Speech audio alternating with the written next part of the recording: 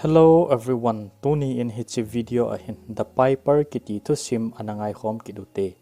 A movie kipanin Piper pale acha padam lo pa chu siol khupi agal aum zin. Thing hang lang zone in keng in lam ahin zot hanin ahi. Amani zang ahung hung hana ahi le thing hang khu khat ahung hung han tai. Hichilai khuwa hausa puin pa chate ni chamu han pha nin khusunga ki chol pa ding in a ho in. Chizawin ayin alhun sa an ani sa hon ta na hi. Chuin mi pa chun English a ki sun lekha khat ahin la do in acha pa zen theina ding American doctor khat recommend ki bol na thu ki sun chu avet sa in hin la hausa puin zong English a het lo in lekha a ki sun chu asim thei pu na hi chu zawin hausa puin mi pa za gal ki chai thu chu a khumi te a het sa lo din a sei pin a hi alang khada hi chi khuwa cheng nunga mel hoi sil sel khat hin a tui a hun gut penin a tui da vom ke khat hi ahin mutai a tui vom chu amu mu uvin khusung mi tian zong ahin umuvin ipizi ham khanin abon chawin alung ling law gam tawin hi chu zawin hausa pu in numai nu chu khuthim pu semen in apan sa pai pai tai a hi wangin semen nu in hichi mo pu na chu ki san di ham san lo di ham tin alung op kai den ta na hi zana Piper pa zong balcony a atau panin khusunga chun chu cha tampi ahin mu in Hizi chun aman sang hausa pu ko ma zu cha ho asu mang dingin suggest aga bola a hi le hausa pu in zong athsei chu pha asa in khusunga zu cha zo si na su gam po po wa a hi le bong khat man ka pi ding na he tin a sei pi e chu in Piper pa zong anum pe ngal zingin hausa pu to kinup tu na anei hon tai azing khuwa wa in Piper pa le achapa in zong a task hon chu apan pe ngal honin khusunga zu cha ho chu observe a bol le le hon tai hichi zawin mei ati in zu chalo chu athu nampei ngal ta na hi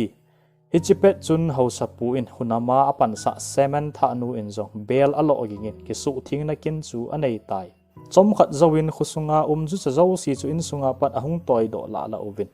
ahon changin aki tolovin Piper pa powder chu azui zuyuvin sung ko hom sung khana azui lu tawe Piper pan zong khusung mi te chu powder chung thu ahil chenin mi him ho le zu cha ho adia aphat laudan thu asai pi in a hi chu zawin Piper pa in lo thing ta in khusunga zu chazo si chu asu thing ta na hi zanin ki pa gol nu a bol pe win Piper pa le acha pan jong khusung mi te ading perform a bol hanin mi pi zo si a ke pa thunup sa le jing hore hitia ke pa ta an ane pe win Piper pan table khat chu hunamin a kai phain achunga zu ki tung chu don tai hezi chun aum chan chu khusung mi te zau sin kidang asale jing upin a hi alang khara hausa pu cha pa jong lungnu mot ain ane tawin Piper pa in semen nu adei cha ji chun athang si le jing in a hi aji chu aman jong semen nu chu adei cha a hi chu in ama jong apa ko ma aga chi in apa za Piper pa cha communist pai a he tin azo zo aga sai pi tai hausa puin zong akhumi te zo si za Piper pa cha communist pai a he tin ale sai pi son kit ta na hi le mi zo sin atu sei chu ata asan taw ve hichini zan chun hausa pun akitip na banga Piper pa cha sumpi ding ati in hinla api masangin thingphung khat na achun Piper pa chu aga chi din asai pi e Piper pan zong asai bang chun thingphung na lang chu azu na a hi le meng cha thi khat aga mutai chu zawin hausa pun chu cha ho ahung nung kit taw ve tin asai tai chu pha nin mi zo sin Piper pa chu zo sayin anga ovin spy a he tin asam sam tawin a hi Piper pan asum chu aga kila agut penin mi khanin akhut zung te ni chu chemin ahin sa pin chu zawin hausa pu cha pa in Piper pa chu vo okitin avotai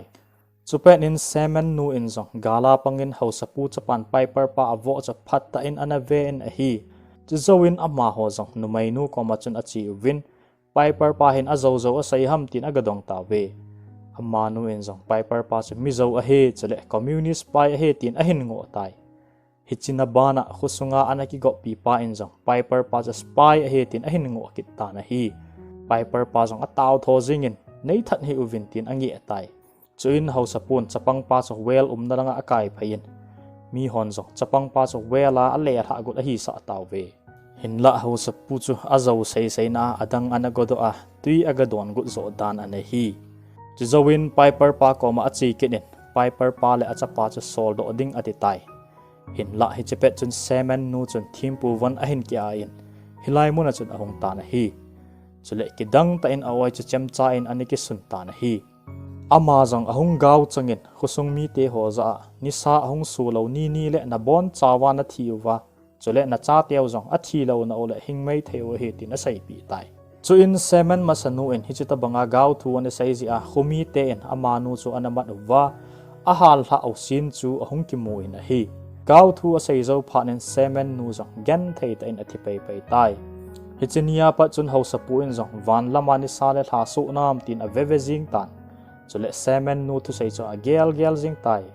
piper pa le achapa jong khusung dal hadinga von aki gut jing lai honin ho sapu in poison ki so buchun ni ta cho bek sunga a het pi tan piper pa theile cho la pi in chu zo in piper pa le achapa cho a thado tai piper pa le achapa jong khut thi pum le ki bai pumin khusunga pat ahong po do han ta na hi lam sau ta ahin zo zo honin amani jong alal hon tan ji chun thinglim nui khan aki chol hon ta na hi piper pan achapa thu sei anangai lo jin ngaidam athumin chule hoi sela azendam ding asayin chu ting le school akai sa pencil a chopi dingin aki tim ta na hi achapa to aki hauzo in piper pa chu ai mul hatai chapang pa jong apa maha chu alung the pi the en ji chun a bek sung chu a khul le en apa maha jan na dilo a hol tai wang sit ta in lo ima amuzo pu in buchun te ni chu a hin mudo in poison ki so hi lam chu a he pu na hi aman jong buchun ning tam tia ana a hi le ima anatinai poi chuzawin chapang pa jong khusunga akile keden ho sapu in sunga ki koi apa theile chu aga le la tai chu pen piper pa chu ahong khang do in achapa chu avet le wangin amuzo ta poi chu in ama jong achapa holding in ahung na lampi hon chu ale zui kit tai alang khada chapang pa jong apa ko mahong ki le pedin buchun chu ahong in anetan a hi ji chun chapang pa chu athi lo tai piper pa en jong achapa thilong chu agamudo phanin alai na walen achapa athia agamudo chu ata san thei ta pu na hi hichipet chun alung sunga hung masapen cha phula ading ai tai chuina ma jong mona nei lo achapa adingin phula dingin aki ha sil ta na hi chuzowin aman jong revenge plan chu ahin gung panta a special powder jongin khusung chu mei khuin a hluin mei khu chu khusung langa aki tol phei tai piper pan achapa ta asa chu funeral pyre chunga meya a hal zawin powder chu ata sapum pia akiloin ju cha ho akhum na sung ku chu aga hong tai chu in a theile chu amu nen ju cha ho chu kusunga panen akau do tai a khut zung akisu kha na chu an cha in azangin ju cha zo si chu khusunga ahin le pui kit tai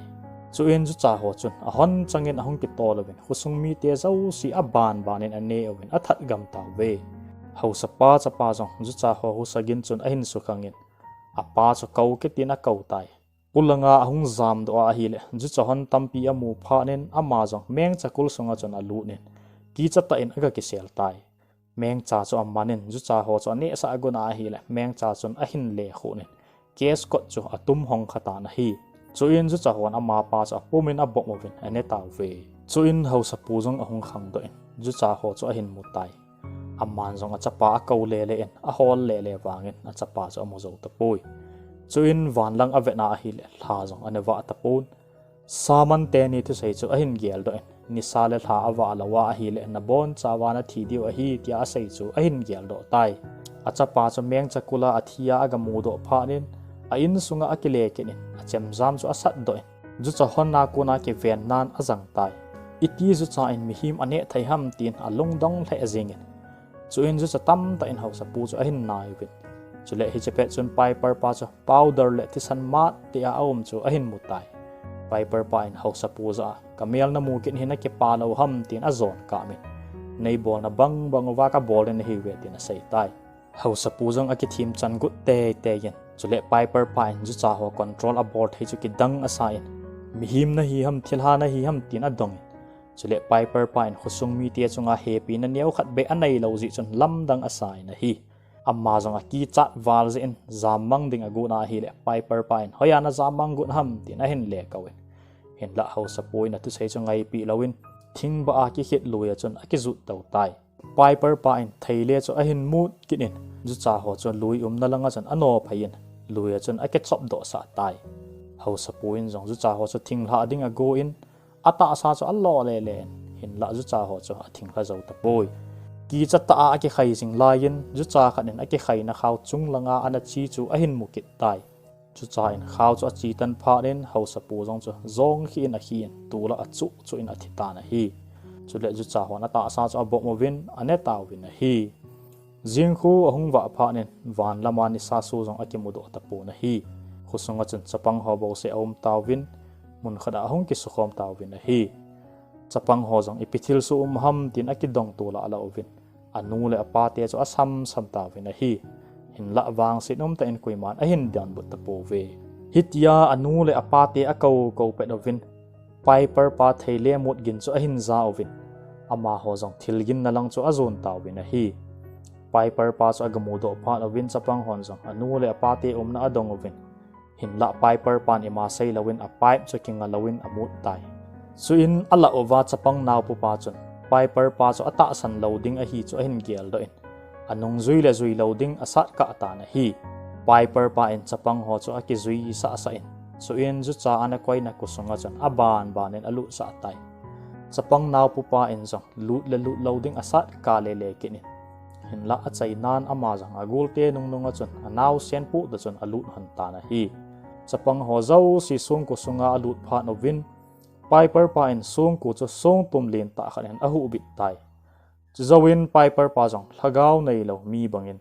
chapang ho zo si cha sung ku sunga thiden dingin ada la tai